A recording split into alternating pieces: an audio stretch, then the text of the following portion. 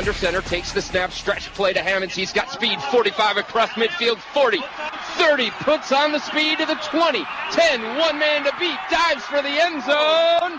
Did he get in? Yes! Touchdown! And with that, we welcome you into week 3 of the McDonald's 5 on your sideline. I'm Andy Baskin, along with Andre Knott and our high school football insider. Are you smiling, or what is that? I don't even know what that look is. What can I tell you, man? You're like, bite my teeth to figure out what's going on here. All right, so the big game, we just saw part of it. Solon and Menor, and Andre, you were there. Yeah, we were there with the Breeze as well. Let's start with our game of the week. Menor hosting Solon, and the Cards came ready to play. First play, quarterback Mitch Trubinsky rolls right. Finds his big tight end, Matt Urbis, for a 15-yard touchdown pass. And right there, you have Menor jumping out ahead of Solon, kind of pushing them back. But right here, you see the play of the day, play of the night. Right here, Kyle Hammonds around the right side, takes off, and 56 yards later, he hits pay dirt, even though we have to get that other camera guy out of our way. Move out of the way!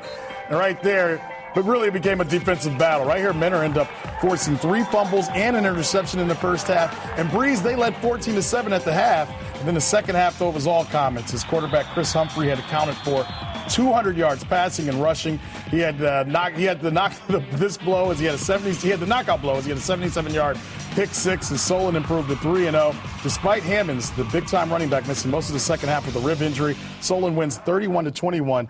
What did you see in this game, Breeze? Big thing was perseverance by Solon. 4 turnovers. They're only down 7 points at halftime. Come back in the second half, win the game. Chris Humphrey was the difference maker. Compare this team to other Solon teams. Solid team. They haven't lost in 2 years, regular season. They haven't lost in 2 years. That's not a comparison. You're giving me stats. Their defense is good, but Chris Humphrey Their defense is good. Chris Humphrey good on both sides of the ball. Safety and quarterback runs to 17 yards for a touchdown, comes back 4 plays later, returns an interception for a touchdown. Gotcha. There's no Baskin on the roster, so I got to ask that question. All right, one of the big games facing the entire state, St. Ed's and Cardinal Mooney. Yes, there you go. The Eagles. Thank you. Eagles. After trailing 3-0 first quarter, Reggie Terrell finds the end zone. Eagles. That's a 7-3 lead. This is your team, Breeze, isn't it? This Where's is your my team. hat? It's your comeback team. Yeah, that's right. You had the hat last. Now watch this punt. Johnny on the spot. You bet. Cardinal Mooney can't get it to hang on to the ball.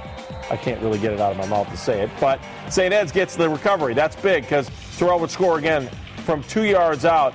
And St. Ed's makes the long road over to Youngstown and makes it pay 27-3 the final. Still feeling good about Ed's. They should be 1-2 in your poll, right? It's still going to be. They have to be. Andy, no one goes to Youngstown and does that. Let's go to Willoughby South, and let's check out the Rebels taking on Euclid. At the half, it was 31-7, but the Panthers still had some life in them. Here's quarterback Chuck Bradford making a couple guys miss all the way to the end zone, but it was a Ray Russ show tonight. Here's a 26-yard touchdown pass to Aaron Lindgren. Then Russ finds his speedy wideout, Devin Woods, who splits the Panthers' defense, sprints to a 25-yard touchdown. And just for good measure, the Rebels' defense got in tonight. Check out this play. Bradford makes his way around left side again. Makes one guy miss right there. And you think he's outrunning everybody, but look at Woods come into your screen out of nowhere, forces the fumble. Rebels pick it up in the end zone. They went 52-28. Wow. The cannon was going off. I was good for you. The guy was the cannon. The guy set off the cannon was the biggest guy there. Where's Willoughby South in your poll now? Oh, they're moving up. Yeah, they got to move up higher, Breeze. All Come right. on. Yeah, it's pressure's on. Oh, pressure's on. We always want you to be a part of the McDonald's 5 on your sideline show. Send us your video, send us your pictures, and go to our website, newsnet5.com, where Garrett Dowling stays all night.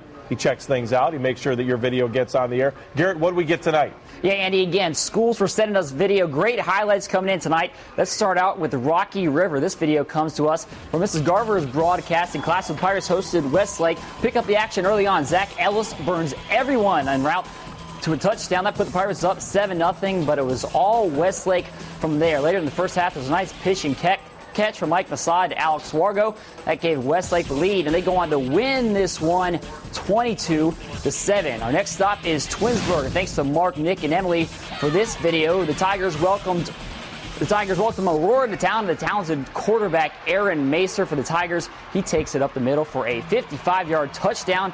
That gave Twinsburg the lead 7-0. Later on in the first half, Twinsburg runs a reverse to junior Landon Carter. He fools the defense and pushes his way to the end zone. That put the Tigers up 14-0. That was all they needed. They win this one 14-14. 7. So again, thanks to our friends at Twinsburg and Rocky River for sending that great video to us tonight. We'll also have extra highlights online from Amherst and Lakewood, so make sure you check out our high school football page. Andy, guys, back to you. All right, thank you very much, Garrett. We come back on the McDonald's 5 on your sideline. We go to St. Vincent St. Mary, the famous athletes there, right there, Andre Knott and Frank Stamms. That's right. They're their most famous graduates as far as 32. I'm concerned. We're back after the break.